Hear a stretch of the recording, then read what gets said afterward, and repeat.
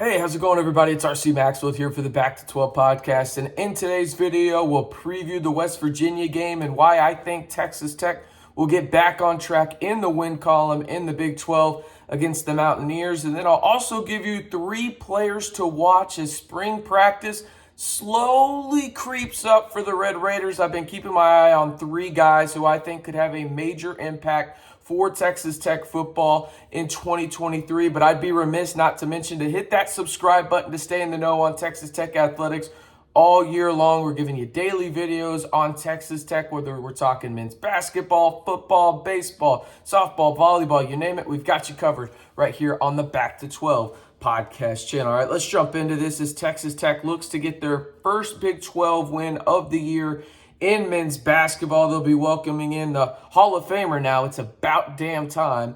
And Bob Huggins and the West Virginia Mountaineers. The Mountaineers come in at 11-8. Their lone conference win of the season was just a couple of days ago against the TCU Horned Frogs out in Morgantown, where they had a pretty good showing. I mean, they won by 9 against a ranked opponent. Just looking at the team stats, right? West Virginia scores slightly more points. Texas Tech doesn't allow as many points. They shoot about the same from the field. Texas Tech has the slight rebounding edge and slight advantage when it comes to assists. Texas Tech also has about half a block more per game, and then Texas Tech also has 2 more steals per game. These teams are pretty evenly matched, and in this kind of scenarios, I really like to go towards the home team, and I think Texas Tech has a chip on their shoulder. I thought it was pretty cool. There was a video or photo, circulating around. I think it was Kurt Knowles with the Level 13 agency that had Daniel Batcho with his family for the first time in years, and I know that's a small thing, but I think it goes a long way right now in terms of what Texas Tech needs. And that's just really those small things off the court can pay huge dividends on the floor. And I think Texas Tech also matches up with the Mountaineers very, very well. I expect this to be a game where Pop Isaacs has a good game. I mean, it feels like that every game. But I also think this is one of those deals where Kevin Obanor gets back on track. I think it was Ryan Manville with the Gambling Gauchos that just saw the discrepancies in Kevin Obanor and his 3-point percentage on the road and his 3-point percentage at home. He's shooting around 37% at home, and it's damn near at like 25%, if not lower, on the road from deep, right? Kevin Obanor will get back on track. He hasn't been the guy that I think a lot of people expected him to be this year, and, well, rightfully so when you look at his production. He just hasn't been that great when you think of Kevin Obanor. But I think this West Virginia game could be the game where he gets back on track. Now, there are some familiar faces when it comes to the West Virginia Mountaineers, and one is Trey Mitchell. You might remember him. He was the UMass transfer, and then he transferred to UT for a season. He's still in the Big 12. He's just with the West Virginia Mountaineers. He's the guy to know as he leads the Mountaineers with 13.1 points per game. I think he cannot be neutralized, but I don't think he's going to have a big game because this is the kind of team, as I mentioned earlier, that Texas Tech matches up really, really well with because of the size that the Mountaineers possess. I think this is a Fardaws game, a Batcho game, an Obanor game. I think all of them get back on track. And don't be surprised if you see a guy like maybe Kerwin Walton. I think he could do really, really well because West Virginia does have that size. I think Kerwin Walton can come out and really give you a spark off the bench and allow for maybe 2 or 3 threes and get the USA going. So I really, truly do think this is a game where Texas Tech gets back in the win column. They are favorites in this game, not by much, but I do think Texas Tech gets back in the win column. They get their first Big 12 win of the year, moving to 1-7, and who knows, maybe it creates a snowball effect. I don't think we should get too far ahead of ourselves in that department, but maybe you can build a little bit of momentum. Their next game will be against LSU. You're not in the Big 12. Maybe you can go down to Baton Rouge, get a win there, and hey, 2 in a row.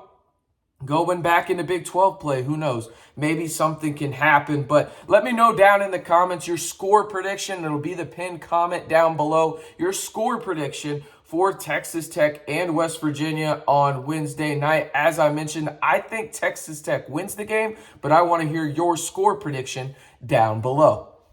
All right, let's move to Texas Tech football, and I get it. This could be kind of premature for some people in terms of RC. It's not even February yet. How do you have some players that you want to watch during spring practice? Well, let me just say, I'm pretty excited for Tech football. I'm sure everybody else is as well. But there's 3 guys that I think really could make a big-time impact for Texas Tech this season that I kind of want to show some love to early on in the process, because I think these guys are going to be big-time names by the time the end of spring practice rolls around and you have that spring game. All right, let's start off with Isaac Smith. Some of y'all may know him. He's the 6'6", 250 linebacker, outside linebacker to be specific, from Wagner, Oklahoma. Had a big game in the bowl game against Ole Miss in the 42-25 win for the Red Raiders. He had 4 solo tackles. He had a sack. He had a fumble recovery.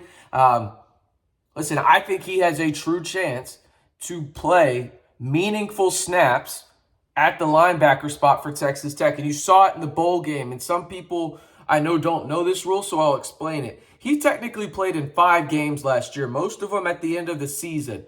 But the new NCAA rule allows you to play in the bowl game and it not count against your eligibility. So technically, he will be a redshirt freshman next year, even though he played in 5 games.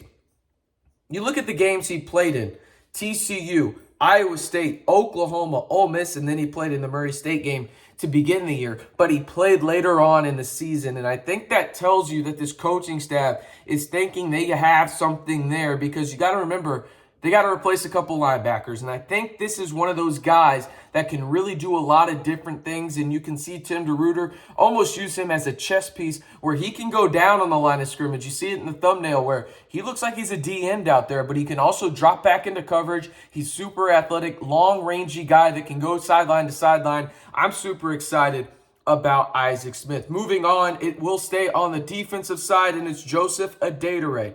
He's much like Isaac Smith, where he played in 5 games last year, but he will keep his redshirt eligibility due to that new NCAA rule where the bowl game does not count against you, right? He played against TCU, he played against Kansas, played against Iowa State and Oklahoma. So the 4 games he played in last year were the last 4 games of the season, not including the bowl game. He made an impact, right? He was one of those guys that it felt like came in after Tyree got hurt, remember? And he kind of not replaced Tyree, but he made the drop-off less significant than I think a lot of people expected. And by no means am I saying that Joseph Adedire is going to be Tyree Wilson. First and foremost, that is not fair to Joseph Adedire, and it's not fair to Tyree Wilson, because he's going to go down as one of the best defensive players to ever wear the scarlet and black.